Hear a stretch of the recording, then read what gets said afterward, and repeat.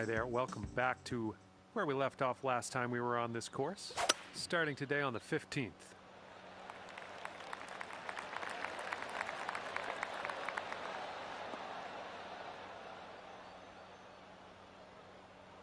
And that'll just end up in the second cut for you.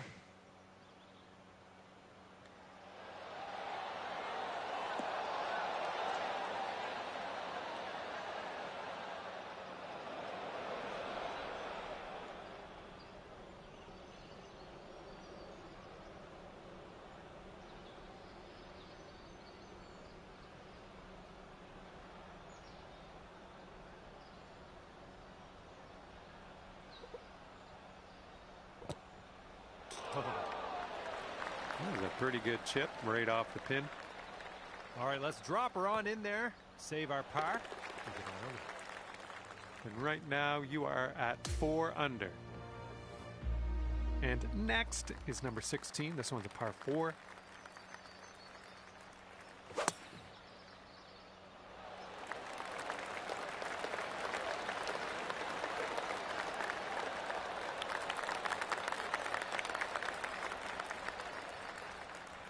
Good shot. The pin's about 145 yards away.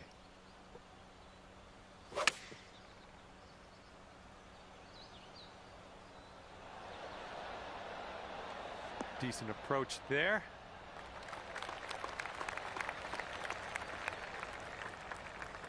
This one's 17 feet. Now that one could have used a bit more pace. Okay, par putt coming up.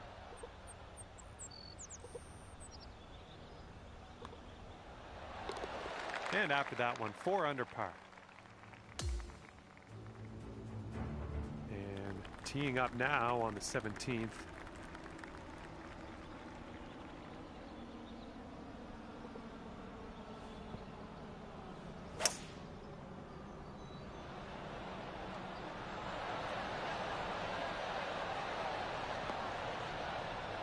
And that'll do. Grab your putter.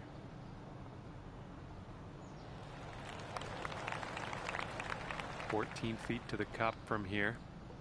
Going up the hill and to the left.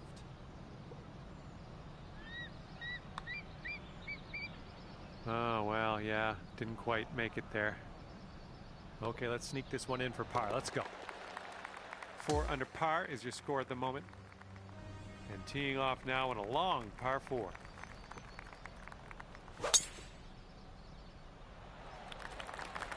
Should be a good result off the tee here.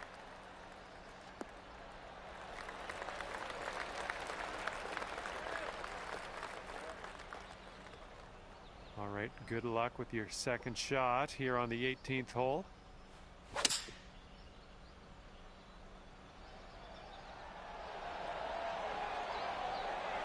Oh, that'll do. 7-foot putt here.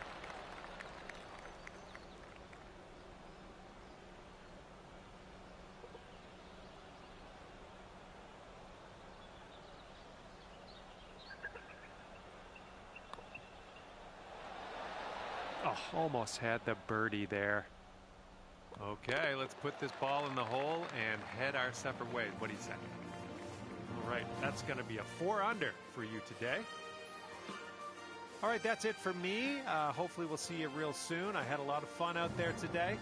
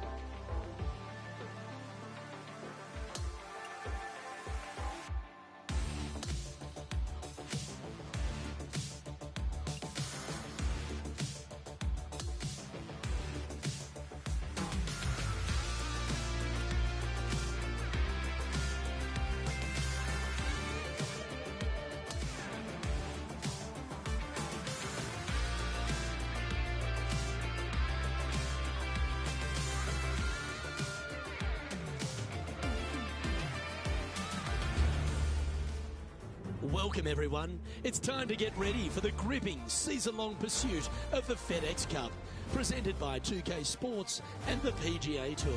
We've got all the first round action of the Bluff Championship coming your way. Hello everyone, I'm Luke Elvey. Alongside me in the booth is Rich Beam. It's great to have your company on 2K Sports, but following all the action out on the course is Henny Koyak and John McCarthy. Let's get out to the action. The crowd is up for it this week, I can tell you that. Glad to have you with us as we kick off the next event right here on 2K Sports.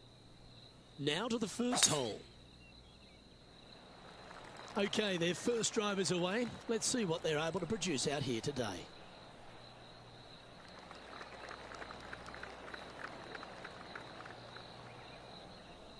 Time for the second shot into the first.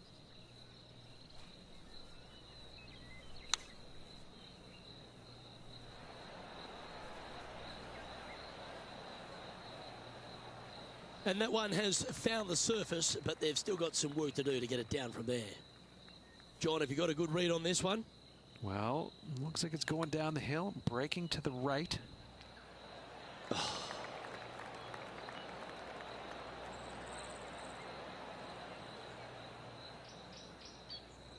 It's just about 3 feet away.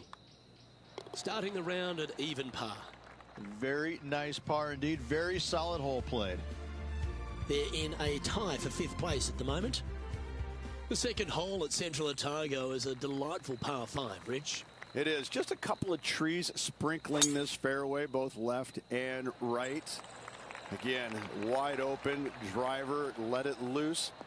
Difficulty here is the approach shot as the green sits above the player and has a pretty substantial runoff on the left-hand side. Trying to avoid that, bail it out to the right-hand side, and again, lean on your wedges, your short game to get it up and down for birdie.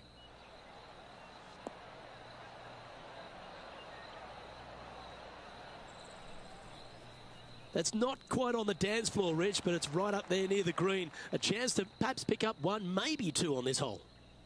What a sensational play on this par 5 there, Luke. Good chance, this one. Right on 6 feet. And Rich, why don't we just get a little Tiger highlight from a moment ago? And take a look at his 4th now. Well, that's got to have some impact on the scoreboard. Let's take a look.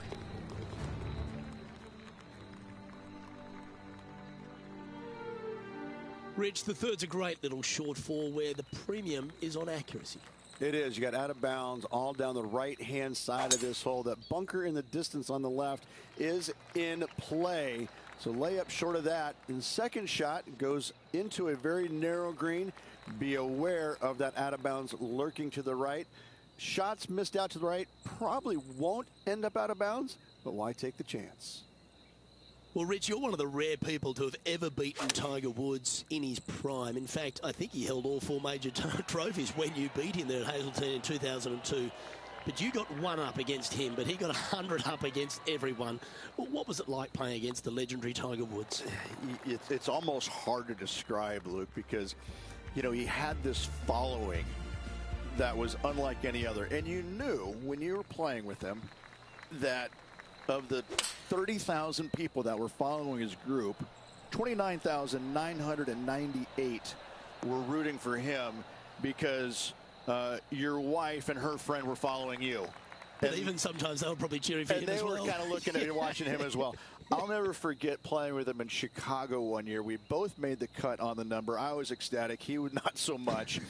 And we get to the tee, and it must have been 8:30-ish in the morning. I mean, it was still fairly early doors. And I walk up to the first tee, and I knew what it was going to be like. But the stands behind the tee box were packed. Both sides of the fairway were jam-packed. And I just walked up, and there's probably, I don't know, I'm going to say 500 people in the stands behind the first tee. And I walk up, and really loudly I go, "Hey, glad you're all out to come watch me play golf today." And they all laughed. I mean, they all laughed in unison because, like they're looking through their thing. Like, who is this guy again? A couple under at this stage.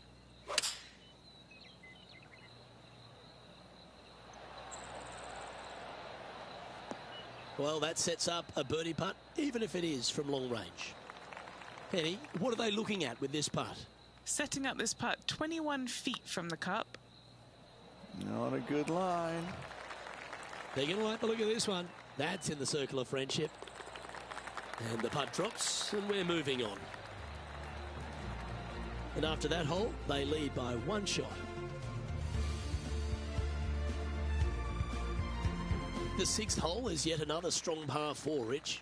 Yes, just that lone bunker down the right-hand side can only usually be reached when the hole is playing directly downwind. So anything shy of that is good off the tee.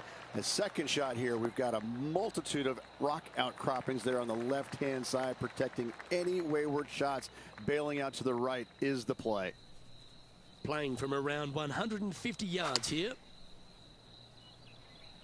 Going with the 9-iron, I think. You love watching people play the game when it's like this. It looks so easy. Well, the practice is paying off here, Luke. This player is relentless. Let's get back to it, shall we? Be nice to see this one go down. Let's see if they make it. Penny, take us through the break on this putt. Yeah, it's going to bank to the left-hand side, this one. And just a little bit of clean-up work remaining on this hole. The leader now has a 1-stroke advantage. As we get to the 7th tee at Central Otago Ridge, there's a bit of a decision to be made off the tee shot. Not for me. I'm taking driver out every day. Downwind, I can fly that rock outcropping. Into the wind, I need driver just to get to it. Second shot again to a green that's long and surrounded by humps and hollows everywhere. This is a beauty.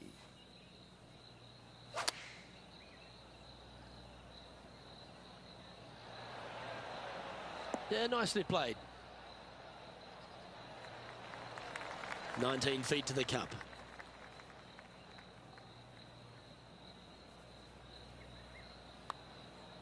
Looking pretty good. Gotta like the look of this one. Oh, that's so cruel. And this is quality play, still on top of the leaderboard. The 8th at Central Otago is a really long and strong par 3, Rich. But it gives you a great bailout area on the right-hand side. You miss it out there, all of a sudden it could kick off that bank back onto the green. But if you get greedy and you miss this green to the left, you're going to have a challenging up and down from a low area. Starting this one way out to the right. 3 feet to go here to the hole. Who doesn't love a par putt?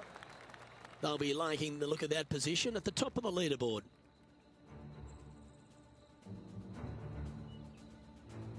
The closing hole of the front 9, Rich, is a really strong par 5. It is straight away. Just some trees down the right-hand side that must be avoided. From there, second shot goes into a green that is severely elevated. It's got runoffs going every single direction. If you have just a twinge of nerves in your chipping, you're really not going to like it around this green. Well, it might be an ambitious play, but I like it. Looks like they're going for the green here.